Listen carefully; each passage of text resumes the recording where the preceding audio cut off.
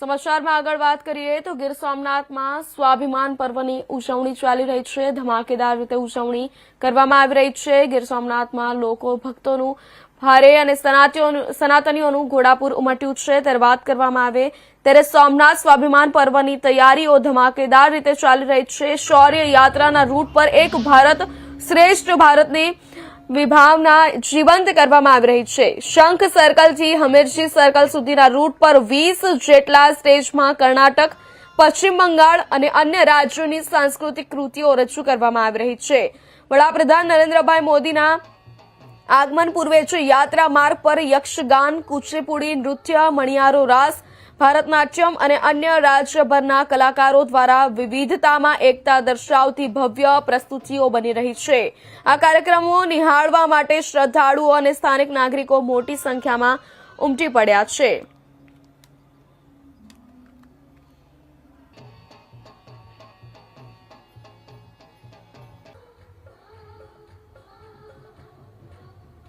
આ સમાચાર પર વધુ વિગતવાર માહિતી આપવા માટે સંવાદદાતા જોડાઈ ચૂક્યા છે પ્રતિક જી। આ ગીર સોમનાથમાં છે સોમનાથ સ્વાભિમાન પર્વની ઉજવણી ચાલી રહી છે, તો હાલ ત્યાં કેવો માહોલ છે જણાવજો।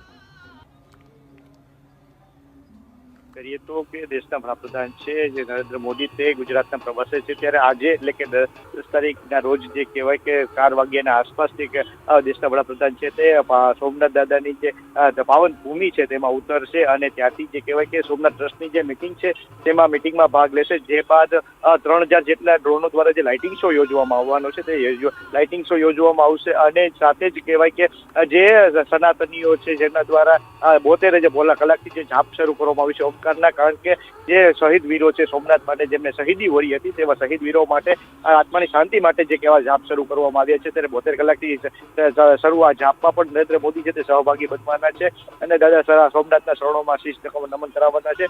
સાથે જ કહેવાય કે આવતીકાલે એટલે કે 11 તારીખના રોજ સવારે જે કહેવાય કે પીએમ મોદીનો શંખ સર્કલથી લઈ અને જે કહેવાય કે હમીરજી સર્કલ સુધીનો ભવ્ય રોડ શો યોજાવાનો છે, જેમાં 20 જેટલા દેશના અલગ અલગ લોકો છે તે તેના જે રાજ્યોની જે કૃતિઓ છે તે રજૂ કરશે। સાથે જ કહેવાય કે 108 જેટલા અશ્વો સાથે રાખીને પીએમ મોદીનો રોડ શો કાઢવામાં આવશે। સાથે લોકો પણ છે તે સોમનાથના લોકો પણ જે કહેવાય ક્ષણને જે આવકારવા માટે આતુર બન્યા છે। સાથે વહીવટી તંત્ર દ્વારા પણ તડામાર તૈયારીઓનો આખરીઓ આપવામાં આવ્યો છે। આ 15,000 જેટલા કહેવાય કે વધારે જવાનો જે સ્ટેન્ડ બાય રાખવામાં છે, સાથે અન્ય 2,000 જેટલા સુરક્ષા કર્મીઓ જે કહેવાય કે પીએમ મોદીના બંદોબસ્તમાં તૈનાત રાખવામાં આવી છે। સાથે જ પીએમ રોડ શો યોજ્યા બાદ જે કહેવાય જંગી સભાને સંબોધશે। જંગી સભાને સંબોધ્યા બાદ પીએમ જે છે તે રાજકોટ ખાતે રવાના થશે। રાજકોટમાં જે મારવાડી કોલેજ ખાતે વાઇબ્રન્ટ સમિટ યોજાવા જઈ રહ્યો છે। આ વાઇબ્રન્ટ સમિટ કહેવાય કે સૌરાષ્ટ્ર કચ્છનો સૌથી મોટો પ્રેરણા વાઇબ્રન્ટ સમિટ છે, ત્યારે કહેવાય કે 22 જેટલા દેશો જે અલગ અલગ દેશો છે તેના 350થી જેટલા ડેલિગેટો છે તે વાઇબ્રન્ટ સમિટમાં ઉપસ્થિત રહેવાના છે। સાથે જ ગુજરાત, સૌરાષ્ટ્ર અને ભારત દેશના 5000 જેટલા મોટા ઉદ્યોગકારો છે તે પણ જે કહેવાય કે વાઇબ્રન્ટ સમિટમાં ઉપસ્થિત રહેવાના છે। ત્યારે આ સુરક્ષા જ્યારે જે બાદ વાઇબ્રન્ટ સમિટ છે તે રાજકોટના મારવાડી કોલેજ ખાતે જે શરૂ કરવામાં આવશે, 2 દિવસ આ સમિટ ચાલવાનો છે। ત્યારે પ્રેરણા જે રીતે વાત કરીએ કે પીએમ મોદીના આગમન અને રાજકોટ તંત્ર દ્વારા પણ તૈયારીઓ શરૂ કરી દેવામાં આવી હતી, ત્યારે હાલ આવતીકાલે એટલે કે 11 તારીખના રોજ પીએમ છે તે રાજકોટ ખાતે આવશે અને જે વાઇબ્રન્ટ સમિટને ખુલ્લો મૂકશે। આ સમિટને ખુલ્લો મૂક્યા બાદ જે કહેવાય કે ઉદ્યોગકારો સાથે મિટિંગ કરશે અને પ્રજાને સંબોધશે। ત્યારે આ જે સમિટ યોજાવાનો છે ત્યારે કોઈ અનિચ્છનીય ઘટના ન બને તેના દ્વારા રાજકોટ શહેર અને જિલ્લા પોલીસ તંત્ર દ્વારા પણ તડામાર તૈયારીઓ અને જે સુરક્ષા પોલીસ બંદોબસ્ત ગોઠવી દેવામાં આવ્યો છે। ત્યારે જો સુરક્ષાની વાત કરીએ તો જે કહેવાય કે 2 જેટલા રેન્જ આઈજી અને રાખવામાં રાજકોટ રેન્જ આઈજી અશોક કુમાર યાદવ અને બોર્ડર રેન્જ આઈજી છે તેને સ્ટેન્ડ બાય રાખવામાં આવે છે। રાજ્ય પોલીસ કમિશનર અને જિલ્લા પોલીસ વડા પણ ઉપસ્થિત રહેવાના છે।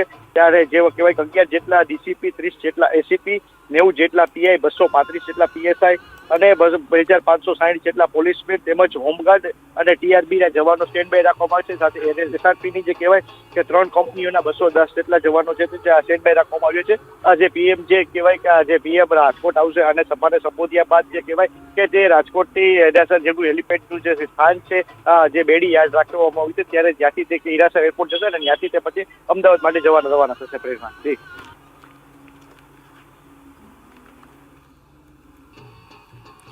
જી પ્રતિક, ધન્યવાદ માહિતી બદલ। સમાચારમાં આગળ વાત કરીએ તો ભાણવડ